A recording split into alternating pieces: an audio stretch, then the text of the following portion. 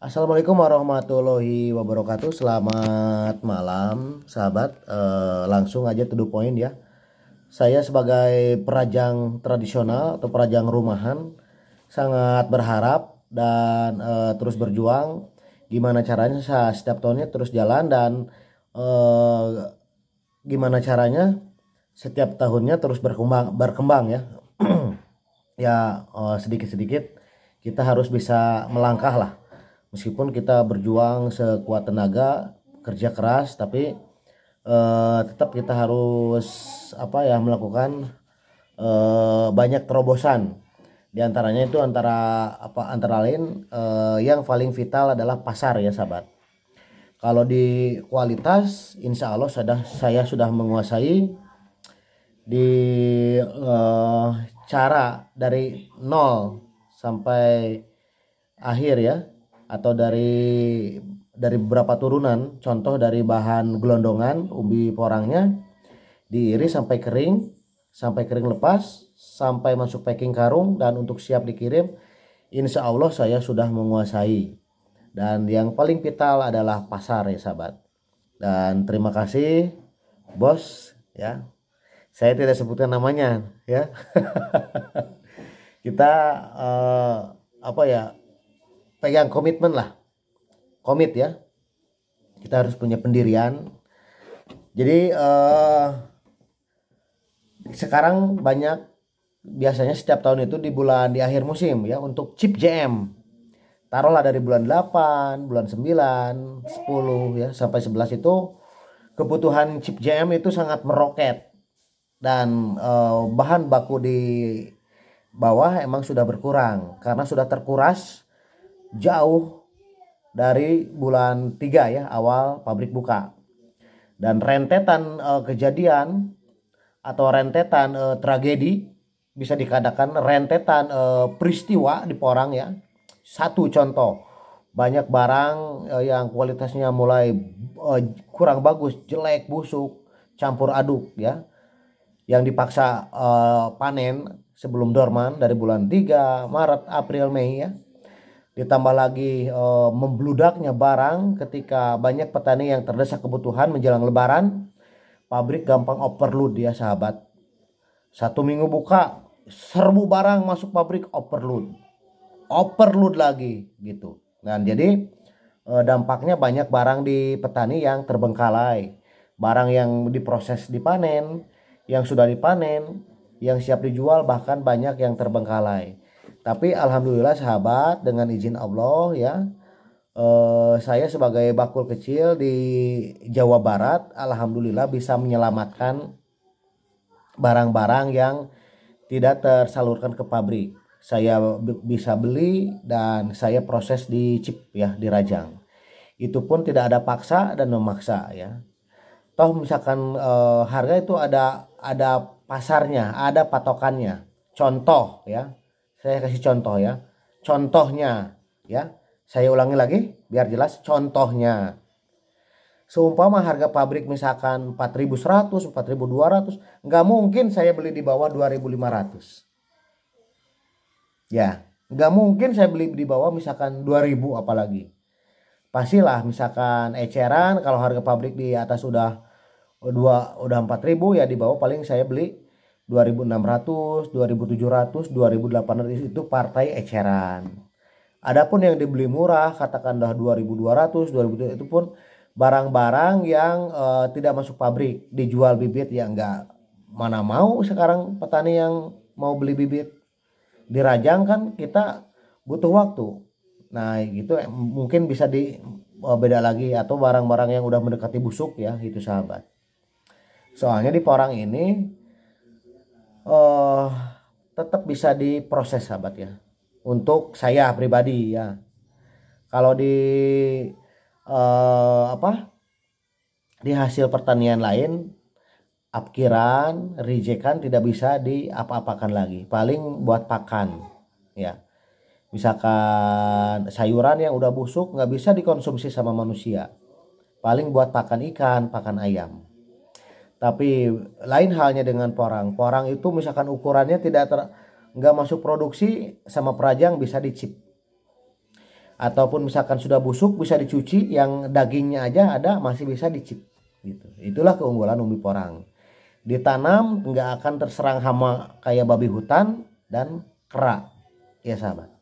Dipanen dorman bulan 3, bisa dibongkar bulan 5, bulan 7, bulan 8. Coba misalkan kalau padi, jagung, pisang, buah-buahan, kalau udah matang ya harus dipanen, nggak dipanen ya busuk.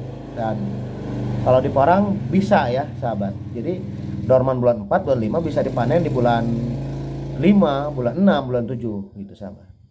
Nah, sekarang pun barang lagi langka ya sahabat ya. Saya berterima kasih. Jadi petani ikut gembira, barang di mana-mana dicari dan barang di mana-mana dikejar dan tidak kesulitan untuk menjual ya sahabat. Cuman saran saya ini seharusnya untuk pencari barang itu bisa dilakukan seperti ini tuh dari awal gitu. Dari awal musim sampai lakukan seperti itu gitu. Kalau saya nggak apa-apa, lillahi ta'ala ikhlas ya. Lagi rame nih, jual masing-masing, berbondong-bondong ke pabrik masing-masing, pabrik overload dibuang ke saya, tetap saya terima, tetap saya rangkul kan gitu. Tapi alhamdulillah ini adalah cara bisnis saya. Saya ini bukan orang baik, saya ini bukan orang tidak sesuci lah ya. Saya pun banyak dosanya gitu sahabat ya. Cuman setidaknya kita melakukan itu belajar mengikuti jejak langkah Rasulullah ya, Nabi besar Muhammad SAW ya. Cara beliau berdagang seperti apa, transaksinya seperti apa, kejujurannya gitu. Kita ikuti sahabat langkahnya gitu ya. Jadi rezeki nggak ketuker, sekalipun lagi susah ya alhamdulillah barang masih ada yang datang ke gudang. Kalau masih melimpah alhamdulillah masih ada izin Allah, kita masih bisa nampung barang-barang yang kesulitan menjual ya sahabat. Alhamdulillah berkah dan barokah. Alhamdulillah setiap tahun saya emang ada bulan-bulan tertentu yang membuat terseok-seok ya. Misalkan mendekati lebaran itu terseok-seok ya. Cuaca panasnya emang kurang, sebagai perajang tradisional CIP JM kita emang membutuhkan matahari. Di bulan 3, 4, 5 itu masih banyak hujan, terseok-seok. Barang yang banyak yang kena reject, kena letur, kita tetap melangkah. Kita tutup dengan manis setiap tahunnya. Di bulan 9, 10 sampai barang habis kita tutup dengan manis ya sahabat. Nah jadi gitu sahabat. Dan mudah-mudahan kami berharap di setiap tahunnya saya bisa lebih berkembang lagi, bisa lebih maju lagi.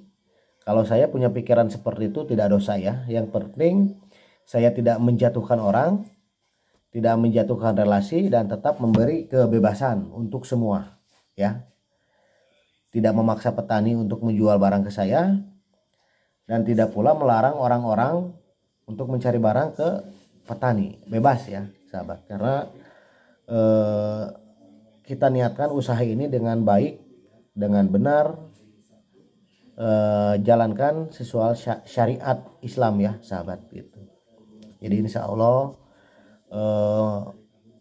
Allah akan menuntun setiap hambanya yang benar-benar berusaha dengan cara yang baik dan benar sahabat. Kami hanya bisa mendoakan semua petani yang lanjut menanam porang, mudah-mudahan kedepannya bisa lebih memuaskan. Para bakul, tengkulak, makelar mudah-mudahan mendapatkan rezeki yang berkah dan barokah dari hasil kerja yang baik dan benar. Itu mungkin adalah doa yang bijaksana ya gitu sahabat. Jadi saya insya Allah tetap lanjut, mudah-mudahan masih ada umur ya. Setiap tahunnya bisa lebih berkembang lagi. Dan saya berterima kasih ke semua para petani yang ada di Jawa Barat maupun yang di luar Jawa Barat yang pernah kirim atau yang sering kirim atau yang masih setia jual ke saya. Mohon maaf bila mana ada kekurangan baik dari hal kecil maupun sampai hal besar ya sahabat. Gitu. Sekian, terima kasih untuk semua, dan untuk para bos-bos besar yang masih mempercayai saya, baik itu di pembelian penerimaan chip JM-nya dan umbi basahnya, saya sangat berterima kasih, dan mudah-mudahan saya selalu memegang teguh pada kejujuran, amanah, dan bisa melakukan segala sesuatu pekerjaan ini dengan baik ya. Oke, mudah-mudahan petani semua, para bakul, makelar, orang pabrikan selalu dirahmati Allah Subhanahu wa taala ya, sahabat. Dan mudah-mudahan kita dilancarkan rezekinya, dilancarkan usahanya, dimudahkan dari segala kesulitannya, dan mendapatkan keberkahan, kebarokahan. Amin ya Allah ya robbal alamin. Terima kasih. Assalamualaikum warahmatullahi wabarakatuh.